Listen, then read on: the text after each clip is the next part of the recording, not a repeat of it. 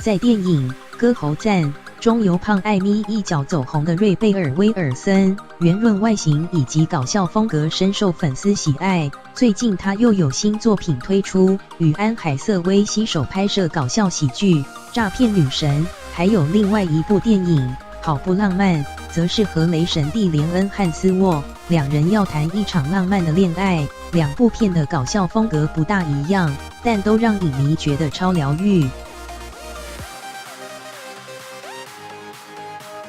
电影《诈骗女神》，因为男人都不相信女人比较聪明，那很值钱吗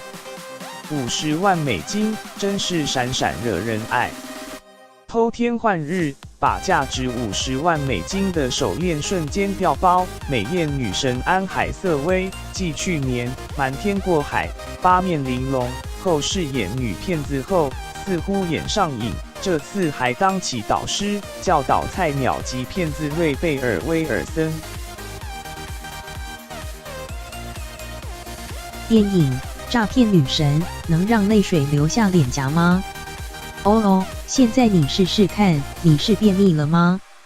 从装可怜落泪、暗杀技术以及了解男人心理下手。电影《诈骗女神》翻拍1988年的喜剧，片图糗事多，当时由史蒂夫·马丁和米高·肯恩演出。不过新版的两大主角这回变成了两大女主角，两人一搭一唱，短短预告出炉，笑翻一票粉丝。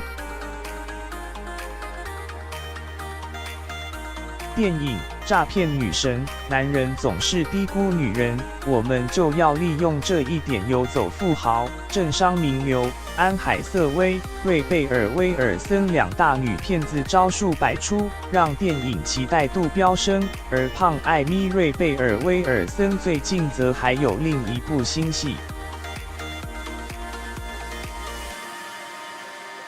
电影《好不浪漫》，钱包拿来认清现实。一位从来不相信浪漫爱情故事的厌世胖妹，遭到歹徒袭击还撞昏了头，一觉醒来发现自己进入了喜剧世界中，还跟帅气雷神弟弟坠入爱河。电影好不浪漫，我觉得我快疯了，我撞昏了头，然后在这个平行宇宙醒来。现在我还有一个同志闺蜜，两人组合有些奇妙，要谈一场浪漫的恋爱，还有激情的发光衣服画面，讽刺各种爱情偏老梗。